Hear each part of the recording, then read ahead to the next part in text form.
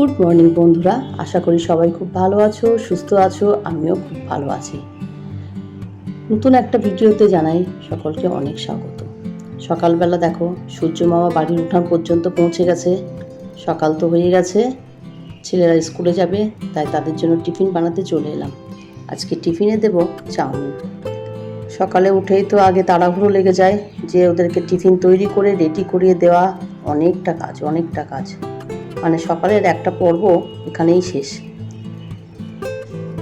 Tiffin তো বানিয়ে নিলাম, নিয়ে ওদের টিফিন বক্সে রেডি করে দিলাম। টিফিন গোছানো, জল ঠিক করে দেওয়া, স্কুলের ব্যাগে সব বই টই ঠিকঠাক নিয়েছে কিনা সেগুলোও একটা ব্যাপার থাকে। আসলে এগুলো কি বলতো, যাদের বাড়িতে বাচ্চা আছে তারাই বুঝতে পারে যে সকাল টাইম স্কুল থাকলে কতটা কাজের চাপটা থাকে। আর বিশেষ করে যাদের তো দুটো বাচ্চা আছে তাদের তো কোনো কথাই নেই, মানে নাজেহাল অবস্থা হয়ে যায়। আমার তো হয়, জানি না অন্য কারোর হয় কিনা, তবে ম্যাক্সিমাম মায়েদের এটাই হয়। সকালটা এত হুড়োহুড়ি দৌড়াদৌড়ির মধ্যে কেটে যায়, বলা যাবে না।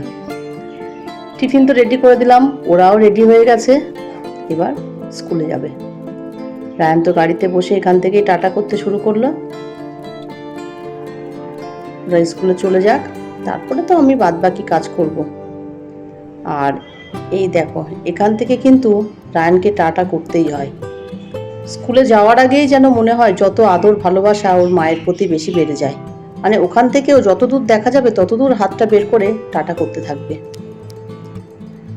ওরা তো চলে গেল, তারপরে তো চা খেয়ে একটু বসে নিয়ে আবার বাদবাকি কাজে হাত দিলাম। সংসারের কাজ একা হাতে করতে হবে, তাই মাঝে মাঝে ভাবি বসে থেকেও লাভ নেই, কোনো কাজ ফেলে রেখেও লাভ নেই। একা যখন করতে হবে চুপচাপ করি। আর এই সকালের টাইমটা না, আমি পুরোপুরি বাড়িতে একা থাকি, একদম মুখ বন্ধ করে বোবার মতন কাজ করতে থাকি। আর এদিকে দেখো ঘর তো ঝাঁট দিচ্ছি, সকালে উঠে তো ঘর ঝাঁট দিই, আর এখন দেখো পারলে হামাগুড়ি দিয়ে ঘরটা ঝাঁট দিয়ে ফেলি। প্রত্যেক দিন তো একদম ভালো করে ঝাঁট দেওয়া হয় না, তাই আজকে ভাবলাম চারিদিকটা ভালো করে ঝাঁট দিই, তারপরে মুছবো। ঝাঁট দেওয়ার কাজ তো শেষ হয়ে গেল, এবার মোছার পালা। দেখো বসে বসে মুছছি, আজকে মনে হচ্ছে ঘরের আনাচে কানাচে একদম পরিষ্কার করে ফেলবো। যেখানে যেভাবে পারছি একদম ঘষে ঘষে পরিষ্কার করছি। এক একদিন এরকমই হয়, যেদিন কাজে খুব মন লেগে যায় মনে হয় যে না আজকে একটু ভালো করে চারিদিকটা পরিষ্কার করি। আবার এক একদিন হয় সময়ের অভাবে মনে হয় যে না একটু সাইড দিয়ে মুছে নিয়ে যা হোক করে বেরিয়ে যায়। এটাও কি তোমাদের সঙ্গে হয় জানিও তো। ওই যে রোজ রোজ কাজের ধরন কিন্তু এক হয় না, মাঝে সাঝে তো পরিবর্তন হয়ই। ঝাড় দেওয়া মোছা সবই হয়ে গেল, এবার তো রান্নার জোগাড় করতে হবে। বলতে বলতে ঘরটা কিন্তু মোছাও শেষ হয়ে গেল। ঘর মুছে নিলাম, এবার দেখো গর্দরগুলো কেমন করে মুছলাম। নিজেই দেখছি যে এত পরিষ্কার করে ঘরগুলো মুছেছি, চকচক করছে। বিছানা তো তোলাই হয়ে গেছে, এদিকে টেবিলটাও ঠিকঠাক করে নিয়েছি, সমস্ত কিছু গোছানো হয়ে গেছে। মানে রান্না বান্না করে এবার শুধু টেবিলের উপরে রাখতে হবে। বাসনও মাজা হয়ে গেছে। কি রান্না করব ঠিক করতে পারিনি, কিন্তু সকালবেলায় ফ্রিজ থেকে মাছটা বের করে নুন হলুদ মাখিয়ে দিয়েছি। মাছ তো রান্না করবোই, কিন্তু কি দিয়ে করব সেটা এখনো সিদ্ধান্ত করে উঠতে পারিনি। দেখা যাক কি হয়। আর বাইরে আজকে প্রচণ্ড রোদ, মানে সূর্যের তেজ কত।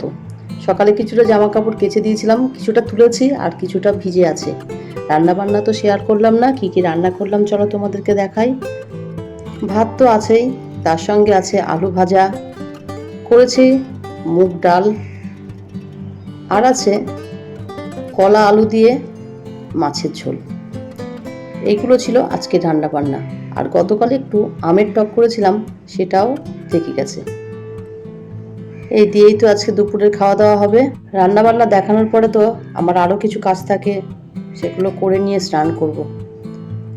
দেখো দুপুরে খাওয়া দাওয়ার পরে শুয়ে আছি, প্রায় বিকাল হয়েই এসেছে। আর আজকে কিন্তু চোর ধরা পড়েছে।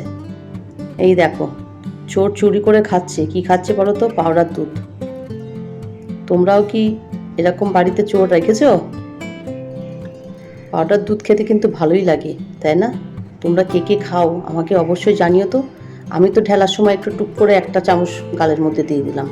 ওই দেখো, যে দেখে ফেললাম সে দৌড় লাগালো। ও জানে মা যদি ধরতে পারে পিঠে দুটো পড়বেই। খাটের নিচে ঢুকে পড়লো। একটু বকাঝোকা করলাম, যেহেতু বাচ্চা তো এভাবে খাওয়া তো ঠিক না।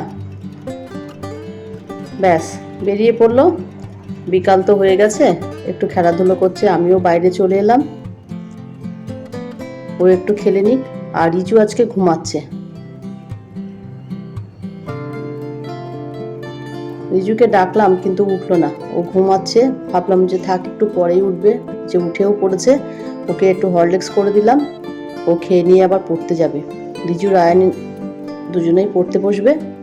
আর রিজুর তো এখন পরীক্ষা চলছে, রায়ানের পরীক্ষাটা কয়েকদিন আগেই শেষ হয়েছে। এখন আবার রায়ানের পরীক্ষার প্যাটার্নটা চেঞ্জ হয়ে গেছে।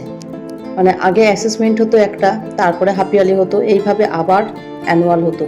কিন্তু রায়ানের এখন প্রত্যেক মাসে মাসে ইউনিট টেস্ট হচ্ছে। মানে এটা একটা ভীষণ চাপের ব্যাপার হয়ে গেছে। যাই হোক, রাত হয়ে গেছে, ডিনারের ব্যবস্থা করেছি। এখানে সমস্ত কিছু গুছিয়ে নিয়েছি, হাঁড়িতে তো দুধ আছে।